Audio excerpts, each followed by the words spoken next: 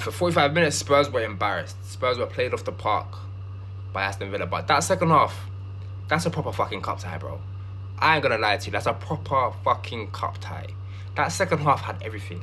It had controversy, it had big tackles, something that is severely lacking in today's game. Tackles, people flying into challenges, getting yellow cards, getting irate. There was some bad blood in that second half, specifically between João Palhinha and Morgan Rogers. There was one tackle that João Palhinha put in on Rogers, which I thought was a good tackle. It was strong, it was firm, it was clean, but it was probably hurt. It probably did hurt, and it looked like it did hurt Morgan Rogers. And you don't forget them ones when you're playing. You don't forget them ones. And at the end of the game, you saw the handbags. But for me, that second half was exactly everything that football is lacking currently in today's game. It was end to end. Both teams was attacking. Spurs looked like they could score at any moment in that second half. Not at any moment, but there was a threat in that second half, and they tried to go forward and they tried to make things happen.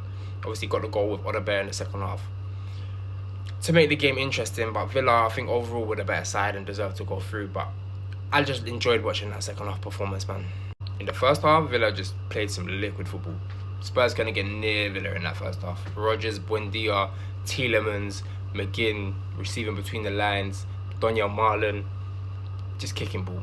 Just like men against boys out there. Like, you're a little man, you can't chill with us. You can't chat to us. We're just going to pop the ball through the lines and boom, we're in on your goal and we scored 2-0. What now?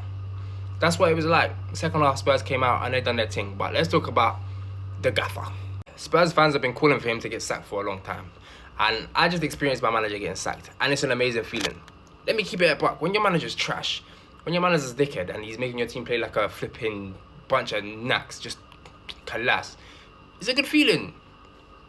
It's a good feeling. I'm going into the derby next weekend thinking that we're going to beat City. He needs to go.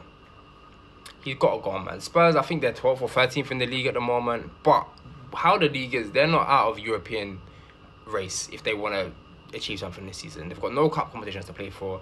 They're not going to win the Champions League. They can still finish in a Europa League place, maybe a Conference League place, if they change their gaffer, in my opinion. They're struggling in terms of players. They've got a lot of injuries. They need to make signings this January, in my opinion, but it's tough because you've got quite a big squad there, but you've just got a lot of players that are injured or just aren't good enough. But for me, Thomas Frank got to go, man. He's got to go. This is horrible football that we're watching at Spurs. They've been shocking all season, and for me, if he stays, they're going to drop down the league as opposed to move up the league, and they're already in the bottom half. So that's a bad look. And this, at the end of the game, I love it. Inject that, bro. Watkins celebrates in front of Palhinha, who was throwing his weight around in the second half considerably. Like I said, the tackle on Rogers, there was a few other challenges where he was just hitting niggas, and I like that. I think the game needs that, but